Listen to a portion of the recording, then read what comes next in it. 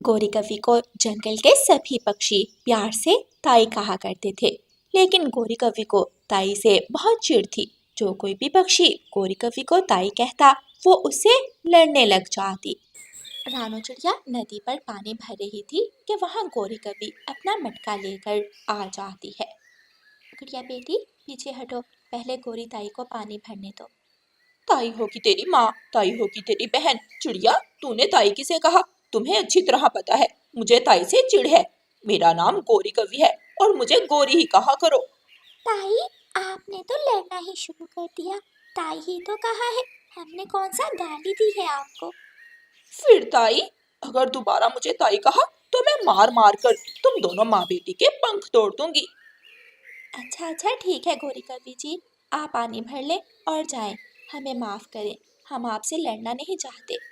पानी भर लो और जाओ, अगर दोबारा मुझे ताई कहा तो छोड़ूंगी नहीं।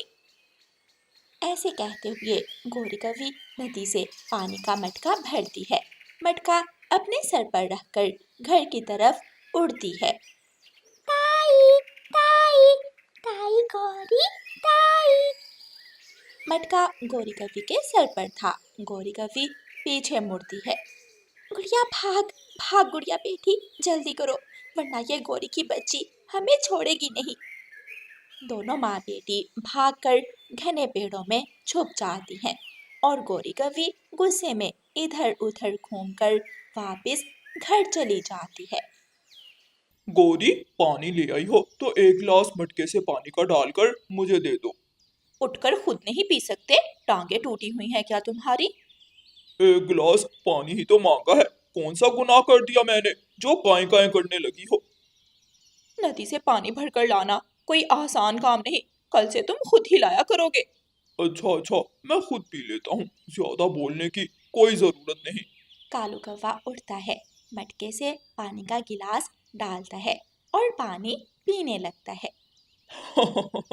लगता है आज फिर किसी ने तुझे ताई कहा है जो इतना गुस्से में हो। अभी बताती हूँ तुझे।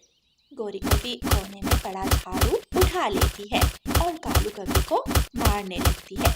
बोल बोल, अब बोल मुझे ताई। सब मुझे ताई ताई कहकर छेड़ते हैं, अब तू भी मुझे ताई कहेगा? क्या मैं तुम्हारी ताई हूँ? तुमने मुझे मारा, मुझ पर हाथ उठाया, मैं कहता हूँ पक्षियों को जाकर कि तुम्हें ताई कहे। सारा गुस्सा मुझ पर आकर उतार देती हो। जितना चिढ़ोगी उतना ही पक्षी तुम्हें छेड़ेंगे। गोरी कवि सब्जी लेने दुकान पर जाती है। कबूतर चाचा गोरी से पहले खड़ा था। आइए आइए ताई गोरी कवि, पहले आप सब्जी ले ले। शे, तूने ताई किसे कहा? सब कहते हैं, मैंने कह दिया तो क्या बड़ी बात है, ताई ही तो कहा है। गोरी कवि चाचा छमछम की रेहड़ी से सब्जियां उठाकर कबूतर को मारने लगती है। गोरी कवि आलू गाजर टमाटर जो हाथ में आता है कबूतर पर चलाती रहती है और आखिर में एक गोपी का बड़ा फूल उठाकर कबूतर के सर पर दे मारती है। हाय, मर गया, मर गया, मुझे बचाओ। ऐसे कहते हुए कबूतर पीछे की तरफ गिर जाता है। चाचा छमछम अपनी ऐनक उतारता है और गौर से कबूतर की तरफ देखता है। ताई, तूने तो बेचारे कबूतर को कुछ ज्यादा ही मार दिया। तेरी उम्र का लिहाज कर रही हूँ चाचा छमछम, अगर दोबारा मुझे ताई कहा तो तेरा भी कबूतर वाला हाल ही कर दूंगी। गोरी कवि गुस्से में बिना सब्जी लिए ही वहां से चली जाती है। रानो चिड़िया, मारा, मुझे बहुत मारा उस गोरी ताई की बच्ची ने। कबूतर भैया, आपने उसे ताई कहा होगा। वो तो ताई कहने पर ऐसे गुस्से में आ जाती है जैसे उसे किसी ने गाली दी हो। कल हम नदी पर बैठे थे, गुड़िया ने ताई कहकर उसे छेड़ दिया।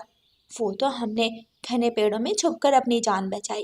ताई ताई ताई, मैं तो उसे ताई ही कहूंगा। मेरे पास कहने का क्या फायदा, उसके सामने जाकर कहा तो फिर पता चलेगा। आज तो तुम्हारे सर पर गोभी मारी है, कल पत्थर उठाकर मार देगी ताई गोरी कवि। बुलबुल का बेटा पेड़ की डाल पर बैठा लॉलीपॉप खा रहा था। गोरी कवि पास से गुजरती है। ताई ताई, ले लॉलीपॉप खा ले। ओए छोटे मोटी बुलबुल के बच्चे, तूने ताई किसे कहा? ताई जी, आपको ही ताई कहा है। सब कहते हैं, मम्मा भी तो आपको ताई कहती है, और और कल कबूतर चाचा भी आपको ताई ही कह रहे थे। गोरी को बहुत गुस्सा आता है। छोटा बुलबुला मार खाने से तो बच जाता है, लेकिन गोरी कवि गुस्से में छोटे बुलबुले का लॉलीपॉप छीनकर चोंच में लेती है और वहां से चली जाती है। तोता किसान के खेत से लाल मिर्ची तोड़ता है और जंगल की तरफ उड़ जाता। कबूतर और तोता एक पेड़ की डाल पर बैठ जाते हैं। कबूतर अपना मीठा फल खा रहा था और तोता अपनी लाल मिर्ची खा रहा था। दूर से गोरी कवि आ रही थी। यार कबूतर, एक बार गोरी को ताई तो कहो। ना भाई तोते, मैंने तो कल बहुत मार खाई, आज नहीं मार खा सकता। कल से मेरे सर में बहुत दर्द हो रही है। अगर मैं कहूँ तो क्या इनाम? मेरा मीठा फल तुम्हारा हुआ। एक बार गोरी को ताई कहकर दिखाओ। ताई ताई ताई गोरी कवि, ताई। गोरी कवि सुन लेती है और तेजी से उड़ती हुई वहां आ जाती है। तवनाई तवनाई तवनाई। जो पहले कहा था अब दोबारा कहो। क्या क्या कहा मैंने? मैंने तो तवानाई कहा। गोरी कवि, तवानाई मतलब हिम्मत वाली, शक्तिशाली, तवानाई वाली। और क्या कहा मैंने?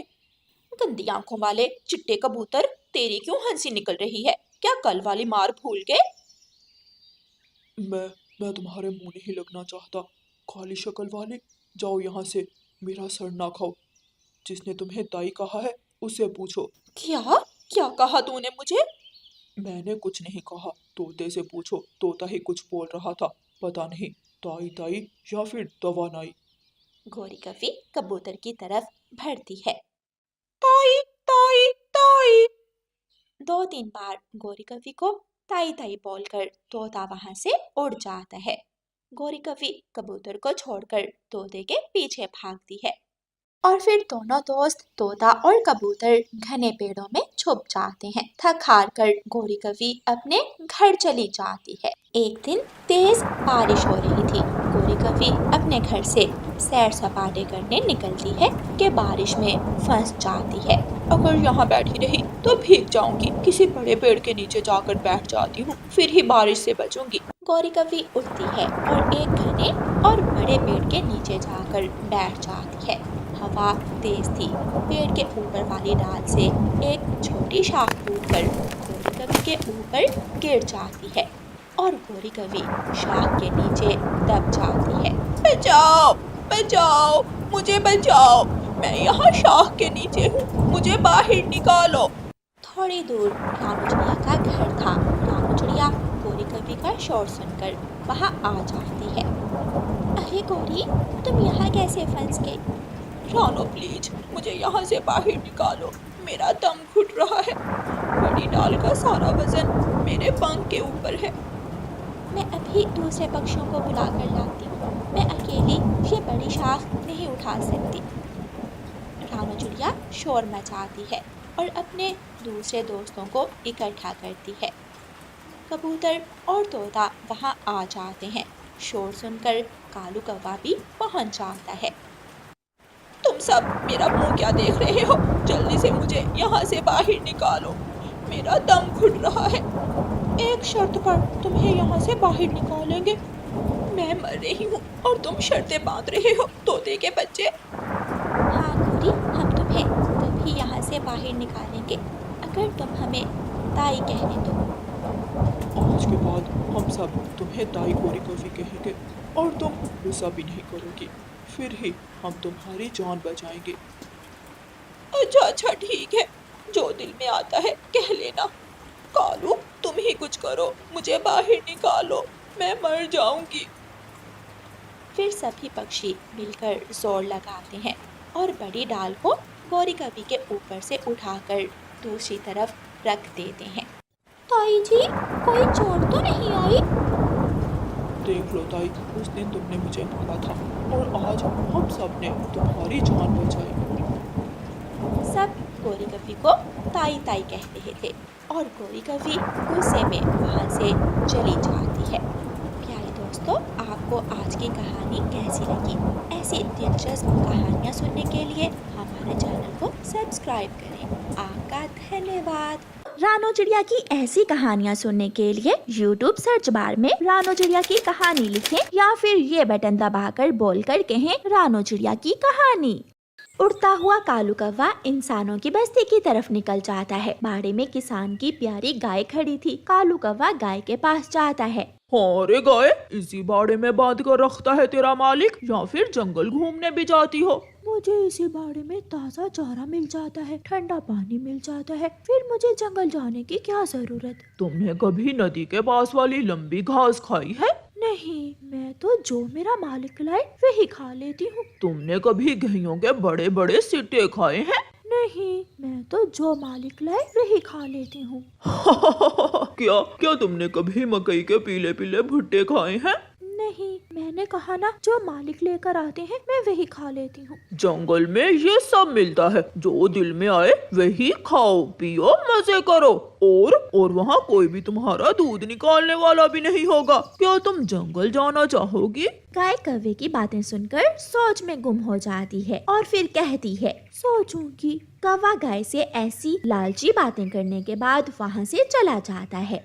शाम को जब किसान की पत्नी अपनी प्यारी गाय का दूध निकालने आती है तो गाय किसान की पत्नी से कहती है, मालकिन सुन ले, अगर आप मुझे मकई के पीले पीले भुट्टे देंगी तो फिर ही मैं आपको अपना मीठा मीठा दूध दूंगी। गाय, मेरी सुंदर गाय, आपका भोजन हरी भरी घास है, मैंने वो तो दी है आपको। नहीं, मैं आज मकई के भुट्टे खाए बिना दूध नहीं दूंगी। किसान की पत्नी घर जाती है और मकई के 2-4 भुट्टे लाकर गाय को दे देती है। गाय वो भुट्टे मिनटों में ही खा जाती है।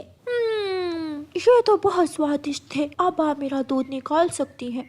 किसान की पत्नी अपनी गाय का दूध निकालती है और चली जाती है। दूसरे दिन जब किसान की पत्नी फिर से गाय का दूध निकालने आती है तो गाय उससे कहती है, मालकिन रुकिए रुकिए, अभी मेरा दूध मत निकालना। मुझे पता है मैं पहले ही तुम्हारे लिए मकई के भुट्टे ले आई हूँ। नहीं, आज तो मैं गेहूं के बड़े बड़े सिट्टे खाऊंगी और फिर दूध दूंगी। लेकिन गेहूं के सिट्टे तो इस वक्त घर में नहीं है, मैं कहाँ से लाऊं गेहूं के सिट्टे? तो फिर ठीक है, मेरे पास भी इस वक्त दूध नहीं है। किसान की पत्नी बहुत रहमदिल थी। वो कभी भी अपनी गाय पर अत्याचार नहीं करती थी। वो बिना दूध निकाले ही घर चली जाती है।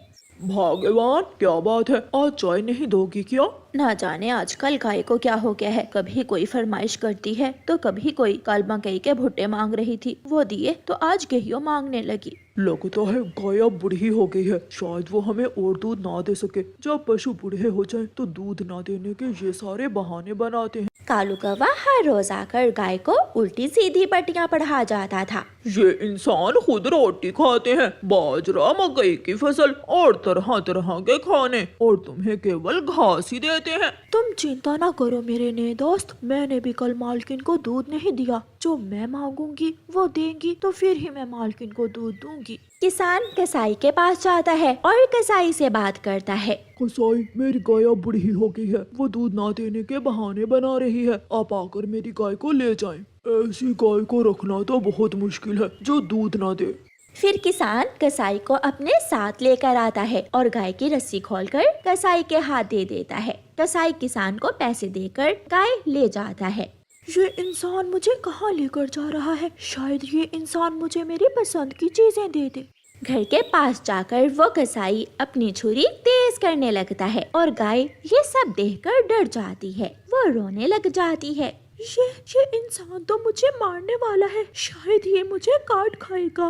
गाय जोर से अपनी रस्सी खींचती है और रस्सी टूट जाती है। गाय भागती है और भागती भागती अपने मालिक के घर पहुंच जाती है। मालकिन, मालकिन, मुझे बचा ले, मैं कौवे की बातों में आ गई थी, मैं सब करूंगी, मैं दूध भी दूंगी आपको, बस एक बार मुझे उस कसाई से बचा लो। ये सुनकर किसान की पत्नी हंसने लग जाती है। पति जी, लग रहा है हमारी पहले वाली गाय वापस आ गई है, आप जाइए और कसाई को उसके पैसे वापस कर दें, अब हमारी गाय हमें दूध देगी। हाँ हाँ, मैं पहले से भी ज्यादा दूध दूंगी। फिर गाय समझ आती है कि उसका मालिक ही उसे खुश रख सकता है और गाय खुशी खुशी अपने मालिक के साथ रहने लगती है।